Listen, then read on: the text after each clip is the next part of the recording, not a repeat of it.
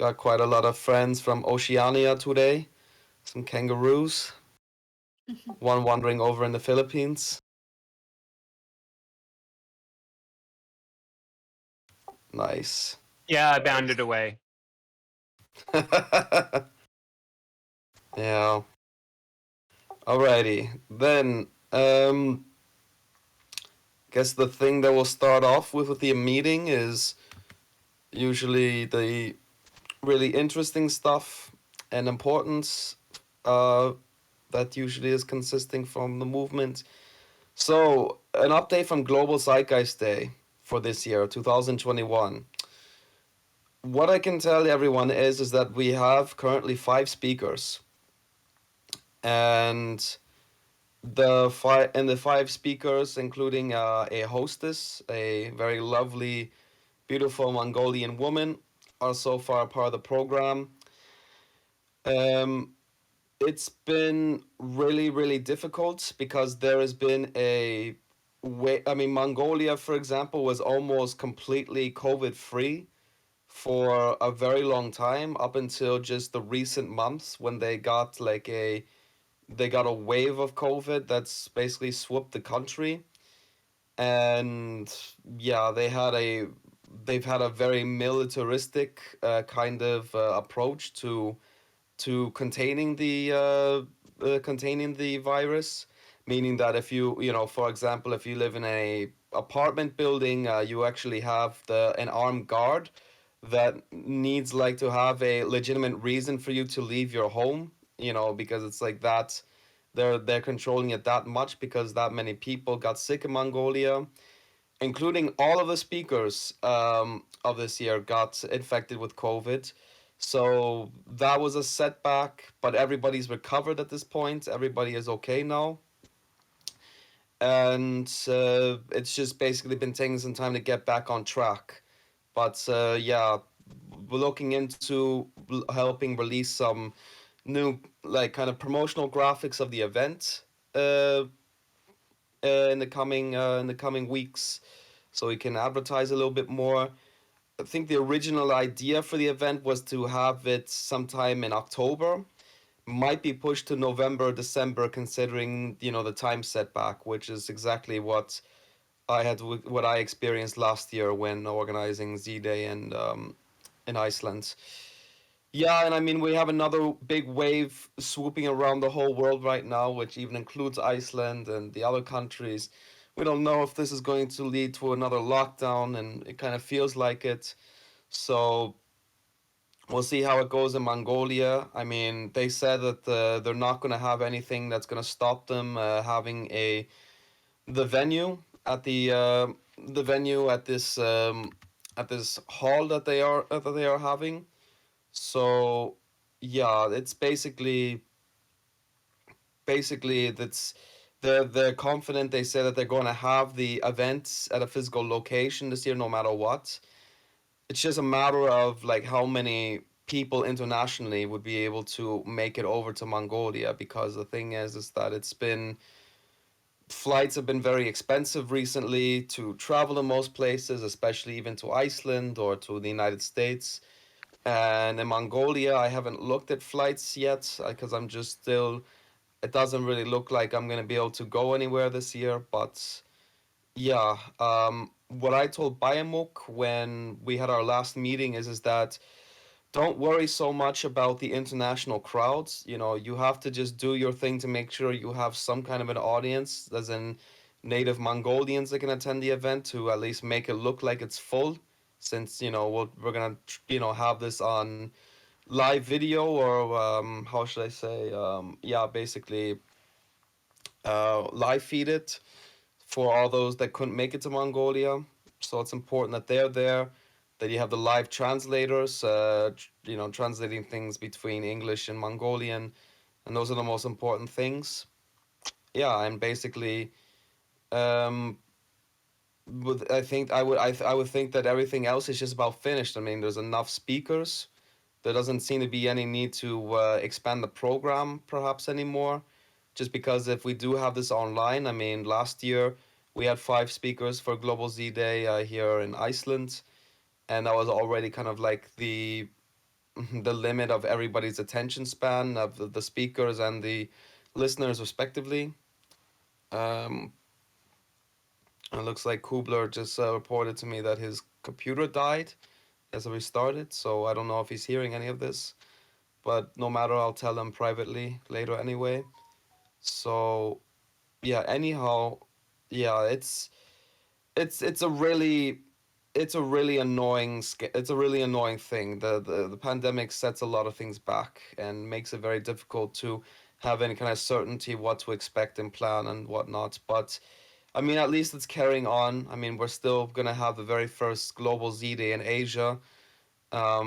It's just probably a shame that a lot of people still won't be able to attend it because of the complications from the pandemic and stuff. But we'll see. I'm hoping that at least some people will be able to make it here or make it over to Mongolia. Because, like I said, last year in here in Iceland, it was impossible for anybody to get into the country, and there were actually two people that made hotel reservations, and I that really punched me in the gut to tell them that they would have to find a way to refund their money or something because it just we couldn't get into Harpa. Everything was closed. It was impossible. But yeah, anyway, that's mostly about it for the update with Z Day 2021 this year. Are there any questions?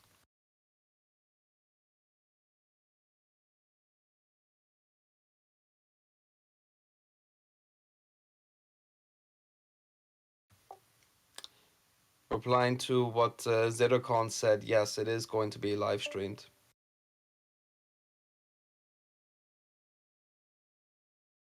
That's what I was saying is that we want to make sure that also we have some locals attending because it would just be nice to make it look like it's full and there are people um, coming to listen. That's not a problem normally because TZM Mongolia has been holding Global Z Days without what's the word I'm looking for? Without any pause or without stopping since 2009, since the very first Z Day. So I mean, they know what to do. Basically, they have lots of experience and they're very dedicated.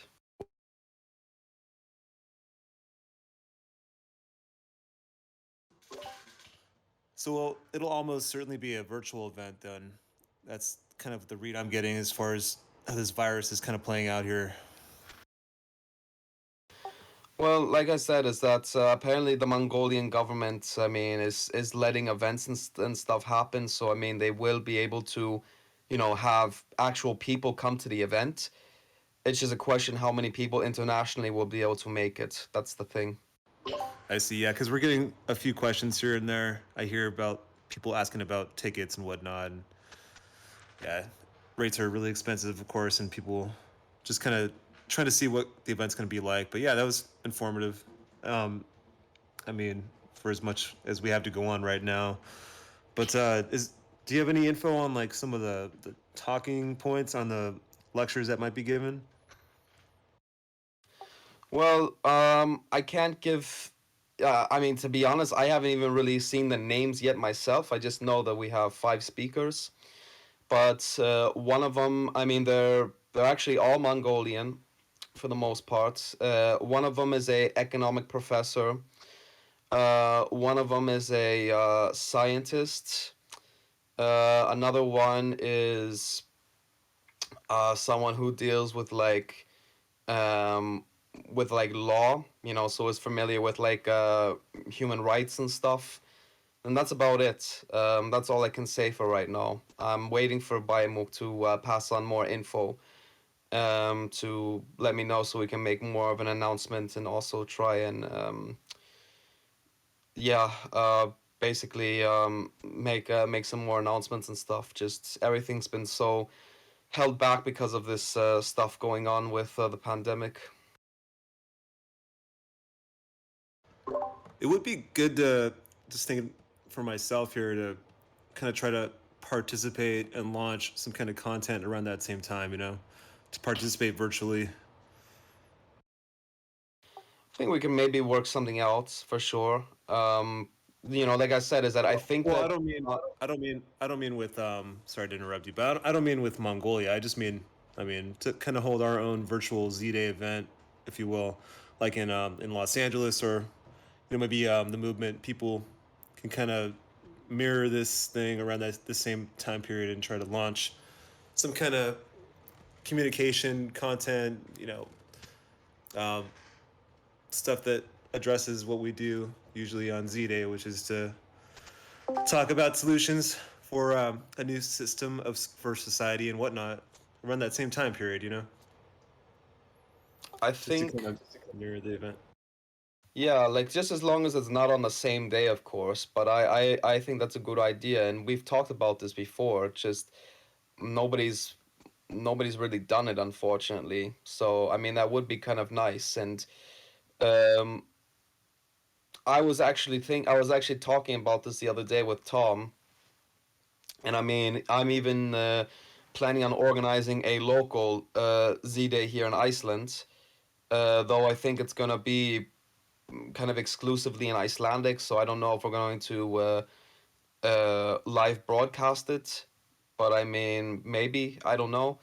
But I think that'd be really cool if, like, for example, for anybody that even doesn't have any access to a event or to get people in. I mean, this would be a cool idea for people and to encourage people to hold some kind of like online seminar and stuff online and live stream it. I mean, that would be really good. And yeah, I mean, it would also just kind of go back into the roots of Z Day actually, because we used to try and have Z Day around the same dates as when these events were happening, and then because of complications and finance and stuff, people couldn't have it on the same dates as back in the day. But yeah, I mean, if we have Z Day in November this year, then we should definitely like see if you guys in Los Angeles or whoever in the world can maybe try and organize some kind of event and live stream it and get the word out.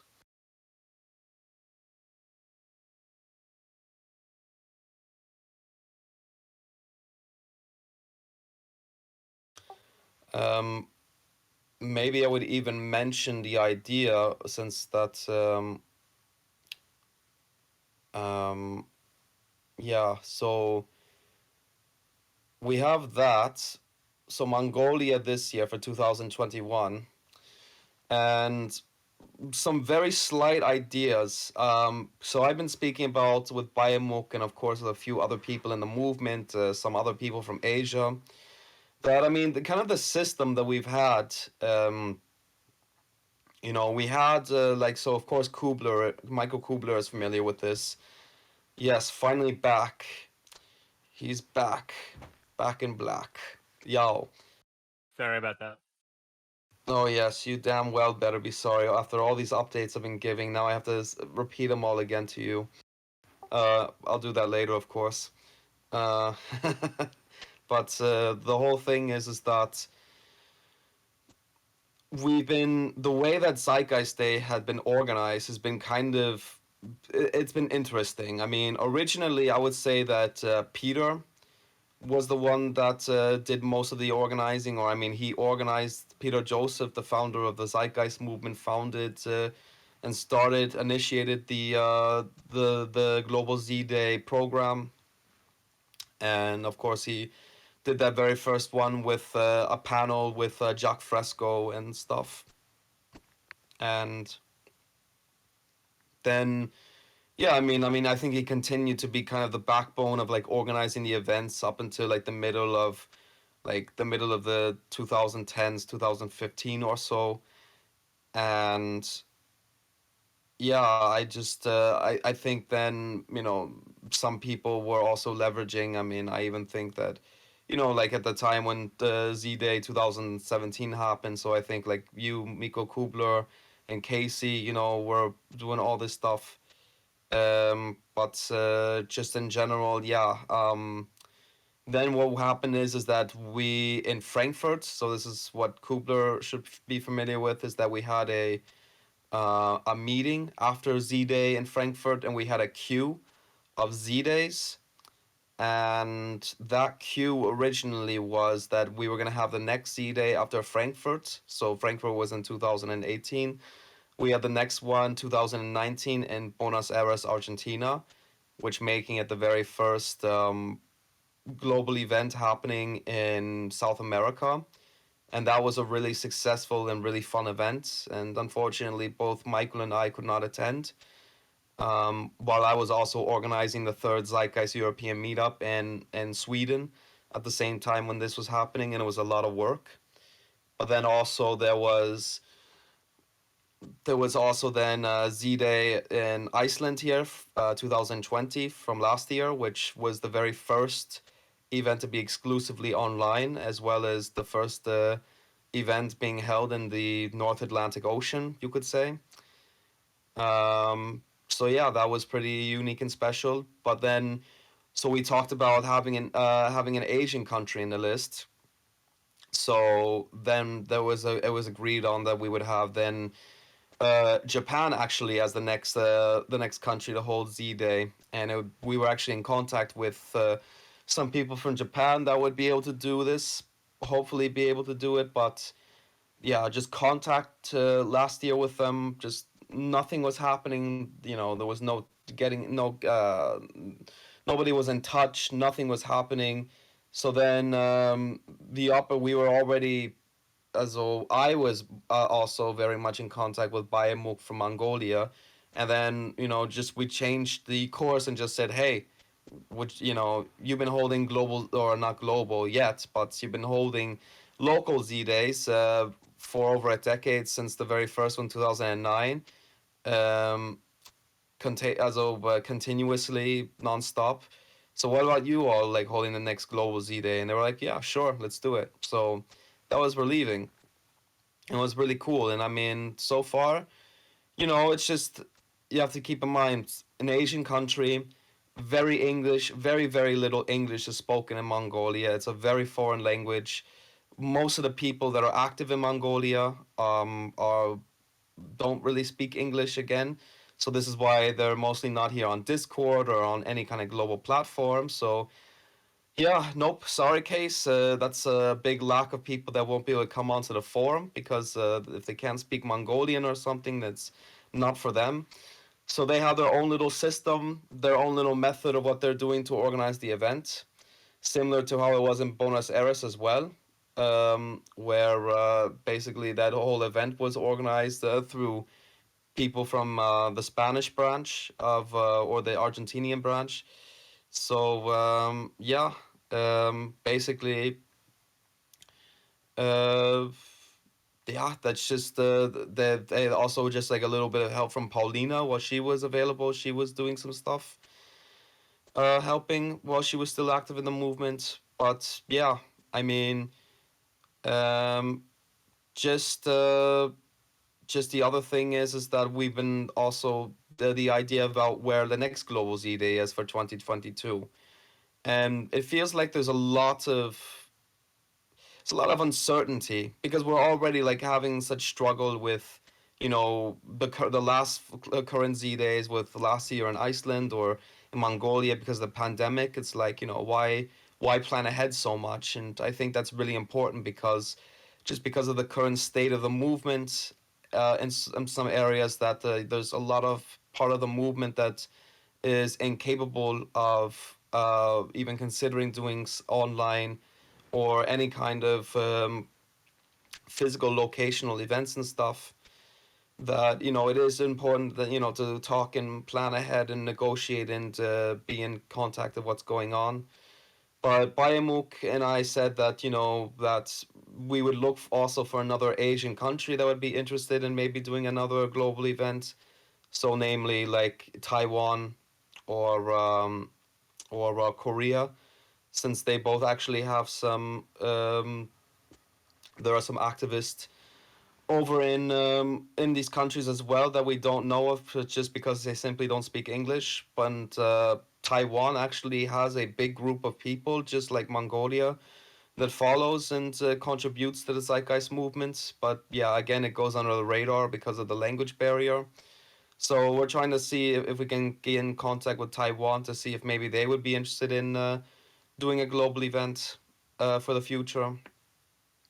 And also the another idea was is that if Taiwan wasn't available, then maybe we would try and ask and get TZM Ukraine to do an event. You know, one of the most important things is that I think we've had Z Day so many times in North America and in Europe that it's really good to spread an international message to an international audience, and that's getting it all across the world. So I would, for example, be very happy if we can one day start getting events like this over in Africa and in the Middle East as well, or in India. That would be really wonderful. So this is the push that we were aiming for when we had that meeting up back a few years ago, and looking forward to seeing how this all fits out and just with the current state of the world and everything. I mean, it's going to be interesting. There was one recommendation I was going to make for next year, which is that we make it a fully online Z-Day event, and just embrace what you did in Iceland, but on a larger way by selecting people from different you know different countries. So that way you know it'll all just be done on Zoom, and it'll just be live streamed. But Well, then again, next year it'll be COVID free, and that won't be a problem, and it'll be easier to do somewhere at a specific location. So yeah, we'll see. and this is where I become devil's advocate, and I have to say, Michael, it's another moment where, for whatever reason, you couldn't be available at a really important point of a meeting and stuff because we have just spoken about that.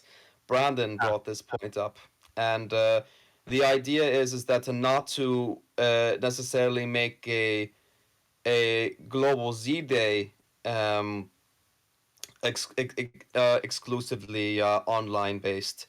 That wasn't the original point of the Z Day here in Iceland either. And I mean, like I mentioned, is that if Mongolia, from what Baimuk is saying, that they're going to be able to have an audience, they actually have a venue for the event. And if they have that, I mean, that's really good. And we're not going to stop that for both the locals and for any international audience that want to come and attend. But we're gonna make it online, of course, too. So I mean, anybody that can't go to Mongolia can just watch it via online, like what we did last year, and that's good. And what Brandon mentioned, I think, is a really good idea. So what this means is that around the same time when we have Global Z Day this year in Mongolia, so the idea that maybe he in Los Angeles or other people in other countries, just around the same day, that we could have people giving some seminars and I guess either in English or in their local language. But I mean, the point is that we're just, we're doing things globally on that level again, and that's a really cool idea, I think. So yeah, we already talked about this, and it's cool. So the idea that yeah, if we have, I think having next year, for example, in Ukraine or in Taiwan, for example, would be really cool, and hopefully we're not going to have the pandemic to be stopping people from moving around. And yeah, I can imagine that it'd be pretty big.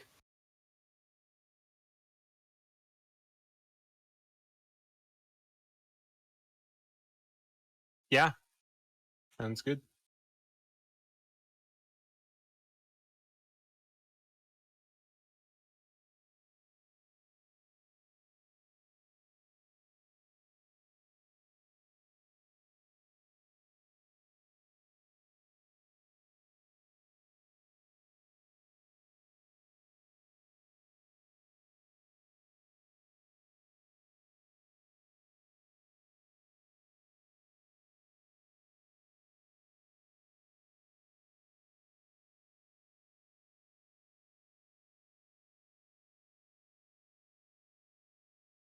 So is that topic completed?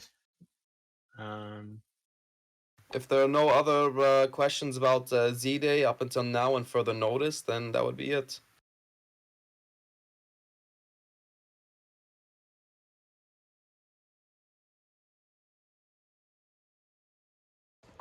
Just that, I guess, also when we're choosing locations, that there's a good, we can kind of consider that there's a solid kind of demographic interest in TZM, a good TZM base in those regions to attend, you know. But it's definitely obviously great that we're branching out to these areas that haven't had any TZM global event presence whatsoever, and it does have a way of bringing to life a movement in those areas that take on the challenge of doing it. So, yeah. But yeah, it would be good to launch content, as I was saying a minute ago, around that same time, whether pre-recorded or do a live thing too. But I was just thinking of doing like a pre-recorded thing and then just kind of launching it around that same time, not the same day, but just that same weekend or something, just to kind of create emphasis and solidarity around it. To kind of, it's always been just a day or a time period where we pick once a year. Zeitgeist Day has been always been a, for those that don't know, a time period, just a little day of recognition, awareness day, tradition of an awareness day tradition, basically to break down the issues with the current system and formulate vision for a new one, and the whole spectrum that that comprises. And it's meant to be inspirational, of course, too. And looking forward to stuff that's put out this year, definitely. It's always exciting, both on local and international planes.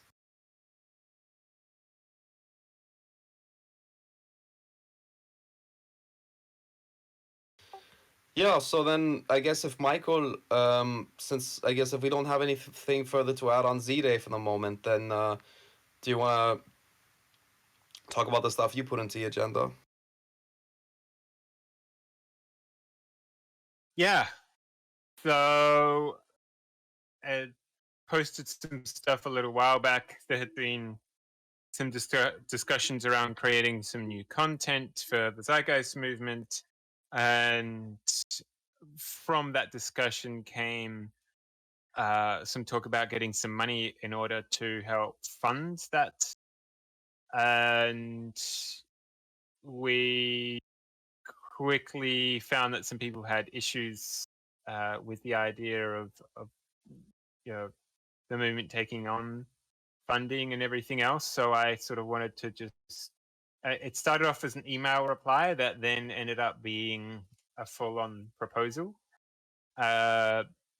So that's where the constellation model TZM proposal came across, which is me sort of saying, look, we had a big lot of interest in the movement, you know, some years ago, back in sort of 2009 was about the height of the movement, and now we're at 1 to 2% the size of the movement of what it used to be. We used to have international meetings where you couldn't fit 150 people into the team's big meetings at the time, and we had all sorts of different bits and pieces, and there was a lot more chaos that came with it. But there's a question of why isn't the movement so active? And I guess to me, the way I answered that myself was saying, well, I think a lot of people got burnt out. That's what, when I talked to other people, that's what they said was happened to them. And some of that is that there's not enough.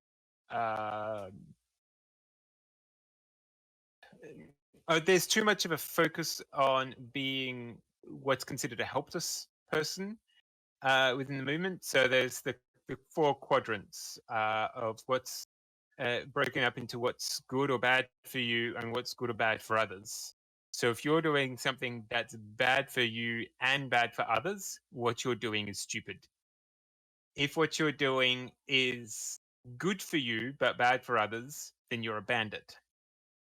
if what you're doing is good for you and good for others, then it's intelligent. And if what you're doing is good for you, this is not good for you, but is good for others, then you're in the helpless quadrant. So we're in the helpless quadrant most of the time, in that when you put yourself out in the movement, when you go above and beyond, when you take on extra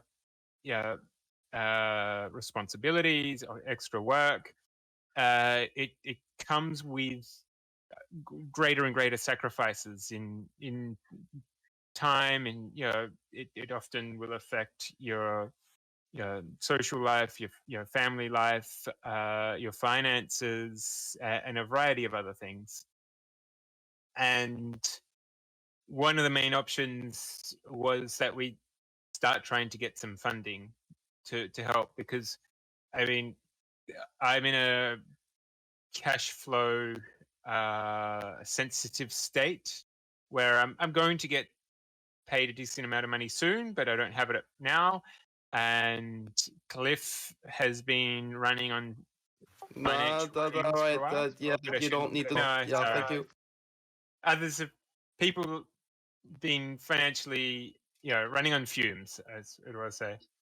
And it's just a case of, okay, well, let's just pay for domains and pay for web hosting and everything else. And even that is hard.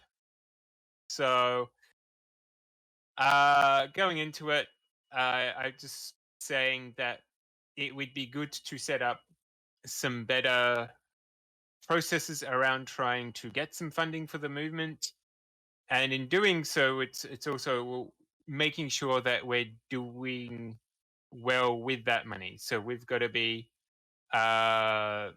making sure that we're transparent with what happens with that money, with what decisions are made, with uh, making sure that meetings are recorded, all those sorts of things.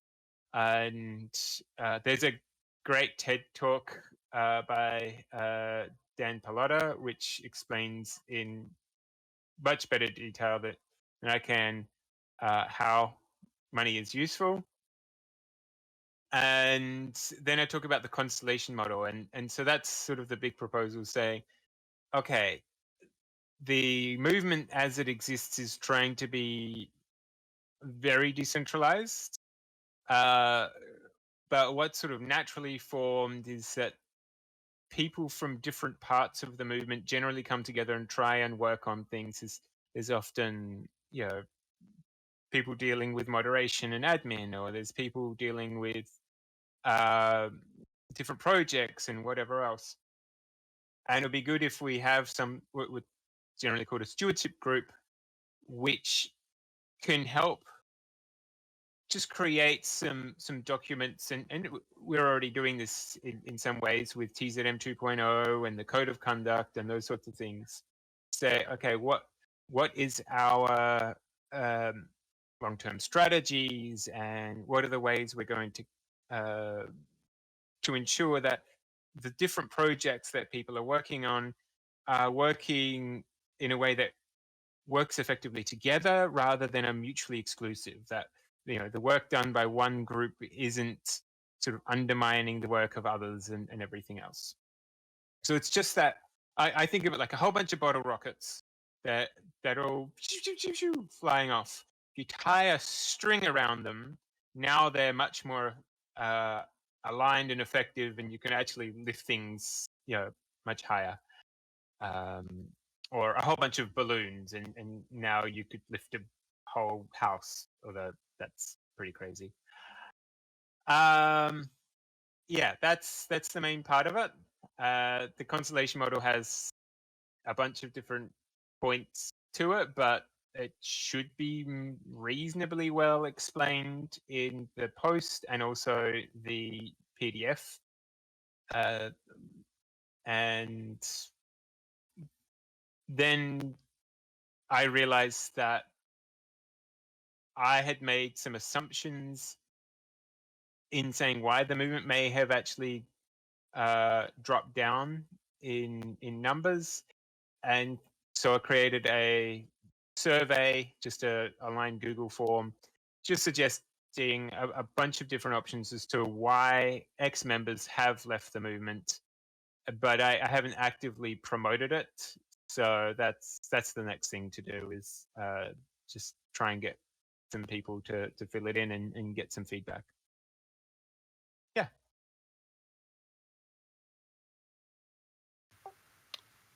If there's one thing that perhaps I would like to add into it was definitely, the thing is,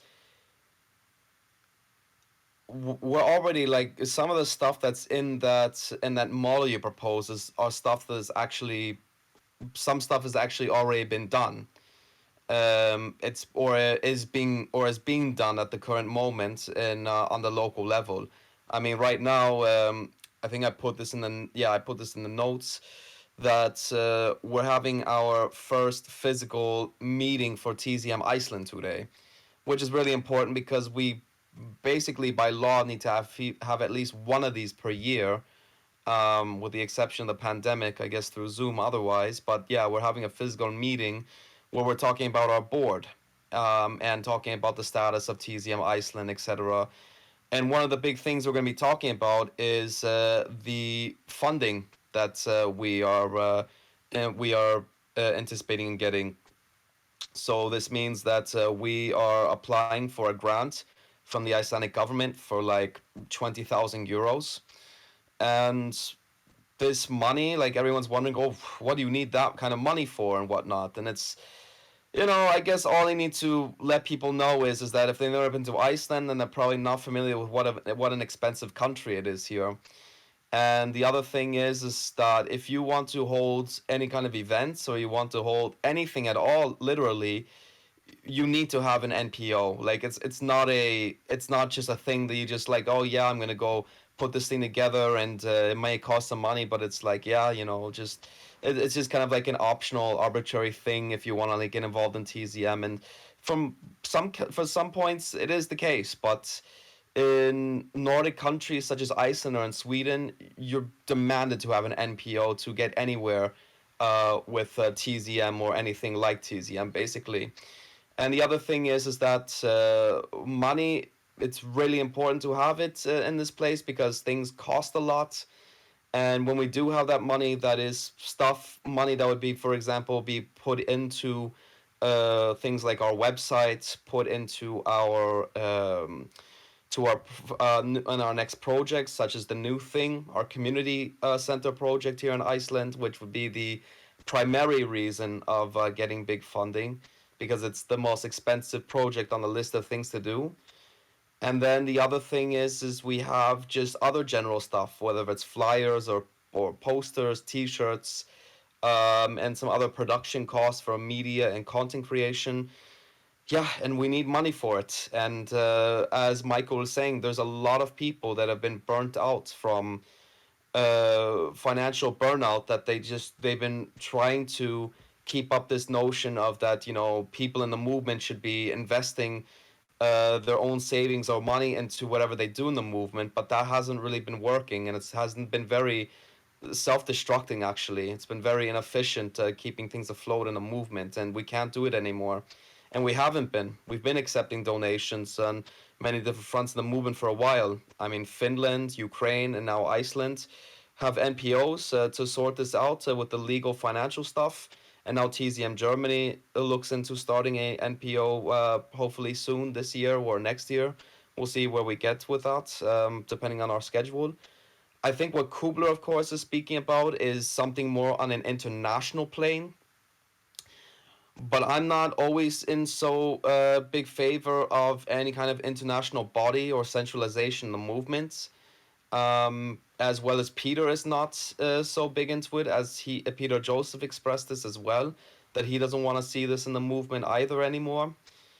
But yeah, I mean, um, it's just really important to know that we do need to be reconsidering our ways of how we are financing the movement, and especially on the local end and stuff, and how we can do this to be helping each other out. So I mean, those are my few cents on it, that it's an unavoidable subject that needs to be approached and embraced.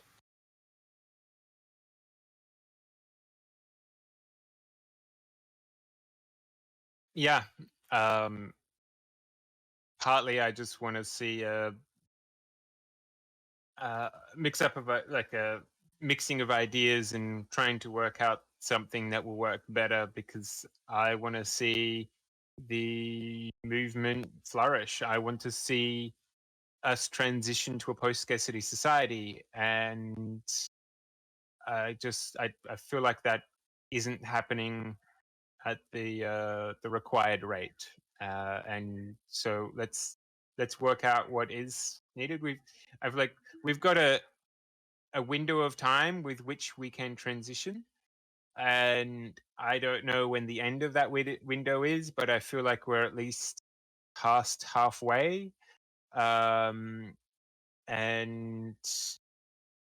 when we started over 10 years ago, I'd hoped that, you know, by now we would be, noticing at least some part of the exponential growth.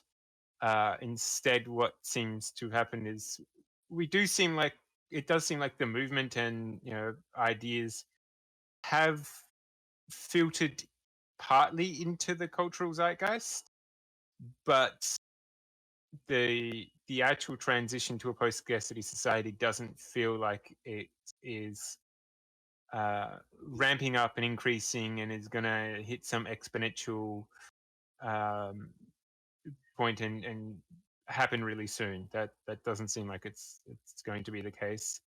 And I mean, my price of zero transition model is based around the whole idea of let's go prove that the model works on a small scale, and let's make a new model which makes the existing model obsolete. So we'll go set up some examples, work out what does work, and then we can start filtering that out to sending that out, spreading it to the rest of society. But in order to do something like that, we're talking about re-engineering everything, the way we make things, the way we objects and houses, to how we orchestrate culture and society. And that's going to take lots of time, effort, and research. And in order to get a lot of that, we're going to need some money. And so how do we deal with all of that? Actually, I created a post earlier than this, which said, what if someone like Mackenzie Scott, who is Jeff Bezos's ex-wife, and she's giving out billions of dollars to various groups. What if she gave the movement, let's say it was $20 million? What would we do with that? And I Oh, don't think anyone's good at. I don't think anyone's got a good answer. We're just like, we couldn't use that effectively. We don't have systems in place to be able to do something like that. Even if someone gave us $1 million, um, we'd have maybe a very basic idea, but I think it wouldn't be used very well. So we need to be at the point that we can at least show that we know what we could do and that we wouldn't just disintegrate. I've heard some stories that when a lot of money comes in to a movement, then often people can get very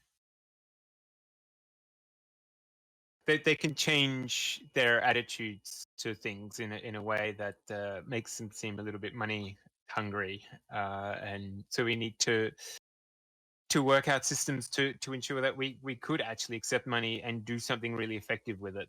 But imagine, okay, what would happen if someone tried to donate a few $1 million to the movement? And one of the things I want to do is go create a startup which will then just donate a percentage of the turnover to the movement. But there's not mechanisms in place for that. well, I would like to a short summary of like what Michael was just saying that I can just like summarize here is basically yeah, the thing is that we came to this assumption, and a lot of people did, I would say, in the movement, that we should just skip using money altogether, and we're going to be able to reach a post-scarcity economy without having to use any, and therefore the idea of like getting $1 million grants or whatever, it's like, ooh, but that's against the nature of the movement. We're not for money. We want to burn money, or we want to get rid of it. It's like, no, we don't accept that. And the painful fact is that I was even witnessing in TZM Germany alone, and I've heard stories from like the international like planes that there were people that were wanting to like give some like pretty nifty donations to TZM back in the day, and I mean some of them. I mean, one of them did eventually be given, which have started the NPO over in Los Angeles, from my understanding. But I mean, there were many times where people were trying to give some big sums to TZM, and we were just like, taking our two hands and I shoving position, saying no, no, no, no, we don't believe in this stuff, and we don't need it. We'll never need it. And now we're at a point where we say, okay, we need we need it, but we need it because we're simply not ready to say no to it, because our current society and our current communication structure in the movement, yeah, whereas Bronte Bodica just said we can't be afraid of it. We can't be. Our society is so dependent off of this, and it's how our society functions. And if we want to get the word out, then yeah, it's something that we have to just kind of like use in the meantime, basically. I mean, the only thing I could think of is that we were to stop using money right now, is that we might as well just start a little like a jungle cult or a group or something in the forest or whatever, and be isolated from society, because that's what the complete discontinuation of money is kind of implementing right now, is that we're too good and too special to be associating ourselves with money at any level, that yeah, we're just gonna break away. We're breaking away from society completely, and that's it. And I mean, let me just be clear that I'm not saying that I'm advocating money or whatever. That's not what I mean to say. I'm just saying that we, or as Michael is just saying right now, is that we are using money with the aim of getting to the point that we don't need it anymore, and it's too early for that right now. It's too early for that, for TZM to say that we don't need any money right now. And like I said, regardless of what anybody else says of it, in our autonomous functionality of the movement right now, I mean, here in Iceland or in Finland or in Germany or in Ukraine, we accept donations, and we accept money gladly for the expenses of what we have to do stuff in the movement with. And I think what was really important, what Michael talked about, is something I had a word about with Tom recently, which is, one thing is what I like about the Wellbeing Alliance, which we had a speaker, a ambassador of the organization, come and speak at our last global Zeitgeist event as well. And people can easily look at them and feel like that there is a lot of similarities between the Well-Being Alliance and the Zeitgeist movement. The only difference is that well, they have a lot better orientation. They kind of had their shit in cards much better together, and they have a 10-year plan. That is a really important subject that I think we need to talk about in a future meeting here in the Zeitgeist movement. Is that, what plan do we have? Oh yeah, well, we're gonna try and reach for a post scarcity economy. Yeah, we're going for an RBE. Like, we're trying to do that like as soon as possible. It's like that's not a 10-year plan. That's not a 10-year plan, and that's something that I think we need to really be talking about, that, because as even Bronte is expressing. It's exciting when you have a short, and I mean, this is something that Brandon and all of us has been speaking about with TZM 2.0, is that bridging the short term and the long term. And I think we spend way too much time focusing on long term stuff and like things happening 100 or 200 years from now, hopefully not that long that we would see that kind of like positive change in society. But we don't have any kind of a 10-year plan in the zeitgeist movement, and there have been many people talking about this, that we should have something like this. Our 3-year plan right now in TZM Iceland is getting the new thing, the community center here in this country, up and at it. So that's like something really essential, that gets people in Iceland at least motivated. But this is only concerning us right here in this part of the world right now. But I mean, as far as the world globally, or like Germany or Australia or the US, I mean, there's no plan. There's no 2-week plan. There's no 10-year plan. No 5-year plan. We're spreading an idea or whatever, and it's like, oh, okay, well, I can start up a Facebook account myself and do that too. It's like, whatever. Oh, but our idea is so unique and special. I don't see anybody else doing that. It's like, yeah, okay, have fun with your tinfoil hat on. And that's the problem, is that then nobody takes us seriously, because we don't have the orientation or the plan or whatever to make people motivated to want to really get involved in the movement. So I think this is something really important that we have to be speaking about, is, again, short-term plans and how this goes into the long term.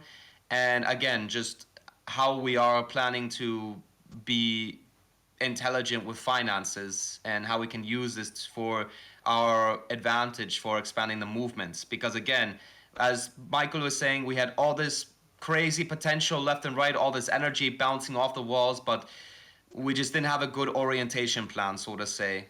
That's how I would summarize it. But we're figuring it out. We're a global grassroots, organically growing movement, and this was all intended. This was all important. Maybe if Kubler, if this would basically slide right in for you to mention nothing about the survey or whatever. Yeah. Basically, I'll just send a link to the survey. I had it checked before, and only 3 people have filled it in, and we're pretty much existing members. So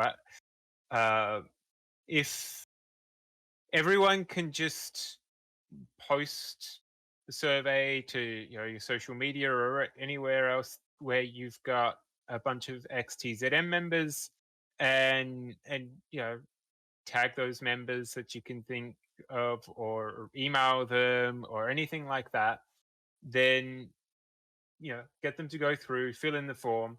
And there's only a few questions. It doesn't take very long. We're just trying to ask, what issues have you had with the movement? Why aren't you part of it as much anymore? And let them answer any, that they can add any more points. And so that way we could just try getting some idea of, what is it that happened? What is it that people are annoyed at? What is it that they think they're missing, or they know that it's been missing from the movement? And maybe it's that we've already dealt with those problems. Maybe it's that we, we all, there's probably 5 or 6 main issues that are actually things that we have to deal with, and we will have to focus on a bunch of those different parts. And the other part of it is going, okay, why did existing members quit? So why do we have churn? And then the other point is, why aren't we getting more members? And what can we do to better foster existing members? So,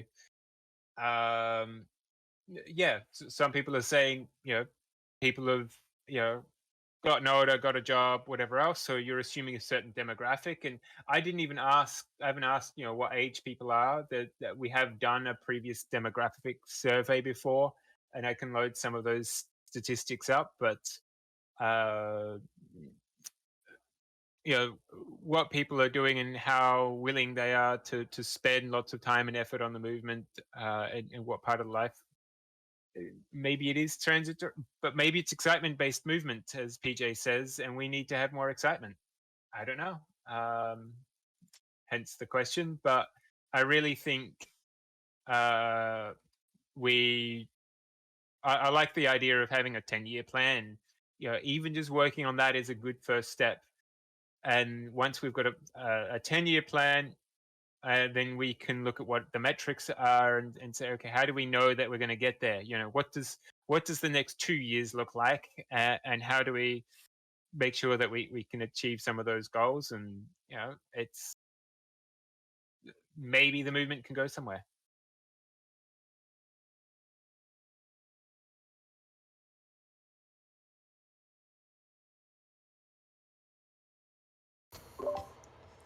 Yeah, I mean, the funding issue is is that we're decentralized. I mean, one of the main issues with this whole funding aspect is that, I mean, we are very decentralized now as a movement, or have become that way in the last few years, and it's hard to tell what's official and what's not. There's a lot of movements, TZM movements springing up, and it's, I mean, kind of like, where does the money go, you know? There's hardly any officialness to be recognized, and I think that, once we build back with content, it'll drive better organization, and we can have more of a central funding aspect, won't be as confusing in that kind of sense. But as far as like the drop off, and I mean, or as far as like, yeah, the activities in the movement, I mean, there's different reasons as I see it, but mainly just a drop off in communication and leadership. And I mean, as beyond that, I mean, it's basically just self-evident issues as far as labor and system and social pressures that happen in life. I mean, also social progress is extremely hard. It takes a lot of sacrifice. I mean, prior movements and people that have helped to progress society forward put in enormous sacrifice that I don't know if I myself have even come close to experiencing yet, but it does take a lot to change things, and that's just the way it's always been. There's also been a lot of people that have, because of the drop off in communication over the last few years, there's been a lot of people that have left and started new initiatives and new kind of branches of the movement and push forward with the same ideas. And in that sense, the movement lives on in a lot of different, or TZM lives on, and its train of thought lives on in a lot of other initiatives and groups and movements and media platforms and whatnot. So it's alive and well. The RBE movement, the interest, the collective interest for civilization to move towards a new system for society, one that's transparent, removes the labor oppression from society, and works to automate its economic processes, and is intolerant of corrupt mechanisms in society, removes power from our democratic systems and institutions, and takes care of the planet sustainably and each other. That collective civilization interest, that movement, world movement, is alive and well. And whether it shifts energy from one movement to the next isn't as important as the overall movement, energy and momentum around it is pretty alive and well. But I mean, TZM remains very, you know, I mean, specific and concrete in its concepts and its quote train of thought, as it were. But anyway, I'm getting off point here. I definitely recognize that a lot of people have left and started other movements, but I mean, yeah, the drop off in communication. I mean, you might ask why there's been a drop off in communication, and all I can say for myself, I mean, speaking for myself, these aren't exactly easy concepts. A lot of times it requires time and energy. And in a society of increasing inequality and capitalist, I mean, pressures, if you will, I mean, it takes, I mean, one's time and energy is at a premium. And to dedicate, I mean, it's on purpose that our systems are this way. I mean, it makes it extremely difficult for anyone to dedicate any kind of time and energy to learning things and to organizing and to working together to change things. I mean, it's the whole point. I mean, but just getting back to why the drop off in communication, I don't know. I mean, I think there's been some evolving going on, and that I can only kind of relate this to trees, as trivial as it is, and how trees sometimes don't grow leaves, they develop their root systems, and sometimes you have to develop your foundations and your root system and your kind of go back to what your fundamentals are and kind of rediscover some concepts that have been lost and rescue them and make sure that you maintain them and just build upon them and evolve them. And there's been a lot of evolving as far as our train of thought and what it means to be structural and holistic and focused, holistic in focus, and what it means to, I mean, design a new system for society. I mean, how that's a massive undertaking, and to stand up and point the way for society, and that you have an answer as far as what a new system would comprise to replace the existing capitalism with. I mean, it's deep, and it requires nuance and depth, and I mean, it's it's complex. So I'm not trying to give any excuses, but just trying to explain that there's been evolving going on, and I think it's been a necessary phase, growth phase, and I mean, I guess that's all I have to say about that. But as far as the financial piece, yes, we definitely need to build our financial power and help make this work more possible to so we can actually do it, and use our systems to get out of the system. I mean, use our systems to get away from existing systems. Using the mechanisms and money and systems in place to get off of it to a new one. So I'm all for that. Just again, the concern always comes back to the decentralization thing. Where does the money go? And then of course there's concerns about once you introduce money into um, movements or entities or whatnot, it opens you up to certain corruption issues. And once people start getting paid or start to make some kind of a living off of their work, then the work itself can form establishments, and people are become attached to certain ideas, and there becomes certain popularity around the ideas, and it could to change it and to stay emergent could threaten the donation funding, et cetera, et cetera. I know I'm not explaining this too much in depth, but just there's those kind of issues, but I think it could be navigated. Just has to be done in a transparent way and decentralized, or just or a way that is without the corruption aspect. So I think can be done in a way. So I just think that we need to lead with content. I know it's a chicken and the egg kind of thing, but once we lead with content and build back a community, it'll kind of be more fluid to implement it. Yeah, it's my 2 cents.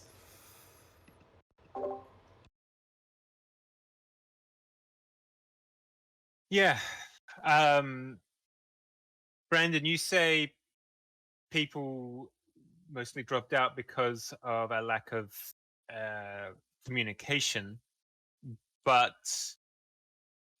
when I think of the great activists of the movement who did drop out, now I've got an Australian perspective, so for me that'd be David Zawolski and Carrie McGregor and Casey Davidson and a bunch of people like that.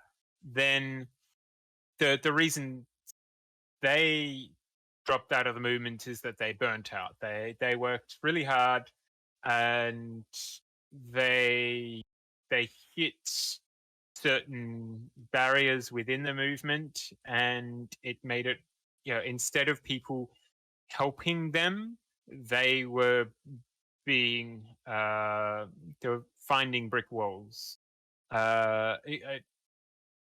The other one is often Z-Day events and running a Z-Day event. That's what happened, especially with Casey and the like. So running a Z-Day event, you often spend lots of your own money. And if it's not your money, it might be someone else's, but it's usually TZM members and a lot of time. So Frankie mostly burnt out after the Frankfurt Z-Day event, Casey after the Brisbane one. And yeah, there's a bunch of other examples where people have been burnt out from things. And none of that was a lack of communication. I think the financial toll didn't help, but it wasn't the main reason.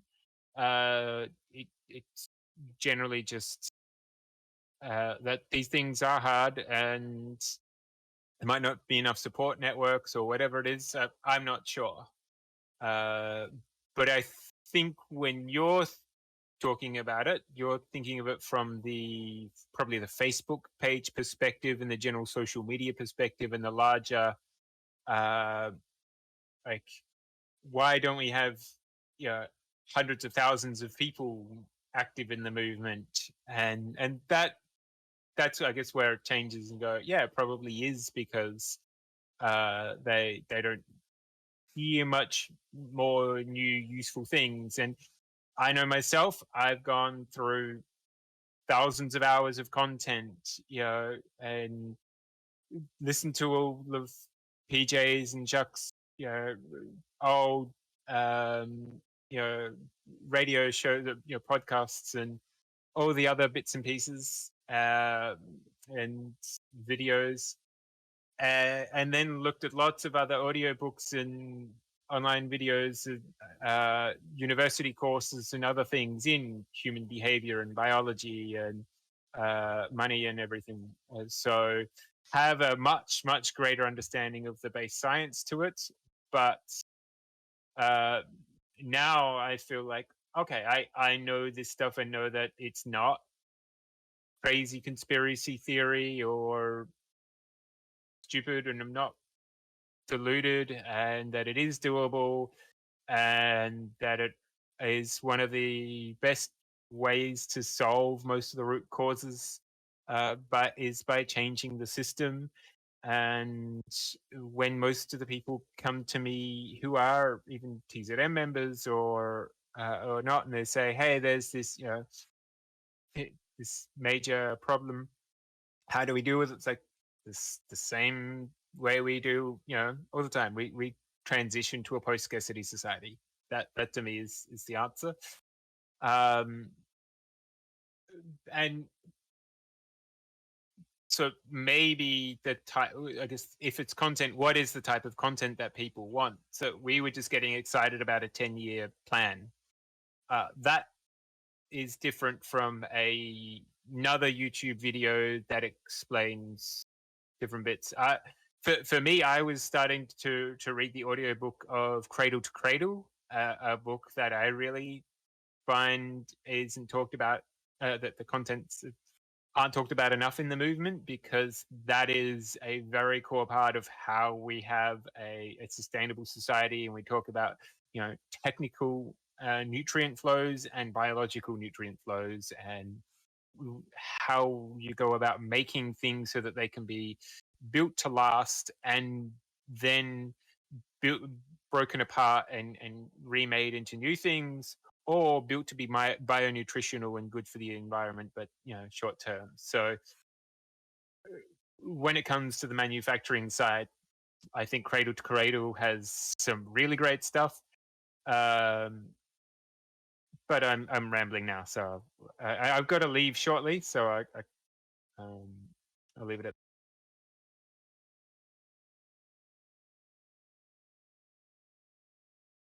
Well, I don't know what else to say. I mean, progress is hard, like I said. Organizing is hard. I don't know what else to say. Everyone's got very unique circumstances. I couldn't possibly begin to go into analyzing it, but yeah, it's really hard. Progress is really hard, and the system is what it is. Its oppressions and whatnot, and limitations, impositions, whatever.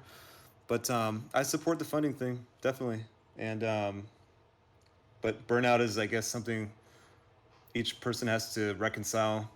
For me, I just go deeper into it. I just dig even deeper into it. That's what kind of resolves it for me, and I gain satisfaction and happiness and out of it. And yeah, it comes with a lot of sacrifice, obviously, of other things, but I guess it's just something everyone has to reconcile. And sorry to be so vague or come off like insensitive to it. I'm certainly sensitive to it and have experienced severe burnout myself. But like I said, you go through it, you reconcile it, you grow, you adapt to it. We need to become. Someone on here said that the emergence of somewhere on here on the Discord server mentioned the other day that the emergence of super abilities need to occur for us to really make a transition. I think that's so right. We do need to become like do need to kind of rise above things. I know there's limitations and physical limits and financial limits, and not even going to try to reach into that. But anyway, I definitely support the funding aspect, just transparently, and show where the funding would be going and all that. And certainly, I wouldn't want it to be like something at the forefront of our movement, like of everything we do, but just something in the background. And my whole thing with the content thing, and I'm all for the 10-year plan and all that. Obviously, I mean, just that the content will give people a reason to want to donate again, and as we build back our vision and community of people that produce stuff and the kind of content that would create. I mean, there's tons left unexplored as far as what labor looks like in the future, what technically assisted decision making looks like, what the new system will comprise. I mean, how to transition, all the different avenues for transition, what it means to be structural, what it means to be emergent. I mean, to change human thinking, our problems of human thinking and bias and identity tribalism, all the cultural issues we have to address, um, and all the narratives that would need to be unpacked for people, and just this whole train of thought. What does that mean? I mean, there's tons of videos we're just behind on, and that the community is unfortunately behind on because there's been a little bit of a lack of communication. I mean, I guess mainly speaking for myself, I could have done more, but yeah. Yeah, I mean, we're all. I think what Brandon is saying is really important too. Is just that there's been a lot of unhidden. There's been a lot of hidden potential in the movements as far as like really making something really original and bringing something really forefront, something even beyond that the Venus Project has even presented, in my opinion. And that was the other thing, is that in earlier times of the movement, when we had that affiliation with the Venus Project, I think there was a little bit of too much dependency on the Venus Project, or just basically recycling, using material that came from that project, from their organization, as well as Peter Joseph, since he's a really huge content creator and making amazing stuff all the time. And that there's just a lot of people that just kind of fall back onto those, when really we should be kind of be embracing and make our own. Okay, ahoy, bye, Michael. Um, so basically, it's the whole idea is that making something that is coming more from activists in the movement and stuff. So yeah, get what you're saying, of course, and something I completely understand and agree with. Also, yeah, I mean, the bottom line is it's I think that's another reason why, for example, like when talking about like the code of conduct, the TZM's code of conduct, or even like we're making guides now for, like, for example, when doing moderation here on Discord or on other platforms of the Zeitgeist movement, that mental health basically is acknowledged, and we're basically setting in like some kind of boundaries for understanding when people maybe need to take a break from doing this kind of stuff, because as it stands right now, we're not really getting enough back short term, um, or in a, as you were saying, Sean, like instant gratification from this stuff. So you can put a lot of energy and stuff into, for example, TZM, and not get anything back from it short term, and that's not really healthy, generally speaking.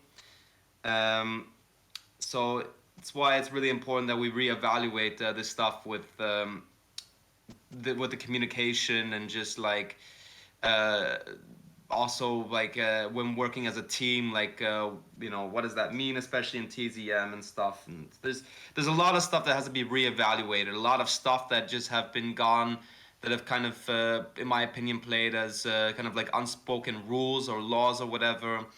And there's actually so much stuff that still hasn't been touched upon in the movement yet, as far as like, yeah, I could get into a whole rant about that, but there's much work to do. There's really much work to do. That's all I can say. And glad that you are all here to be a part of it, though, because I'm not sure with whom else I would want to take on the task with.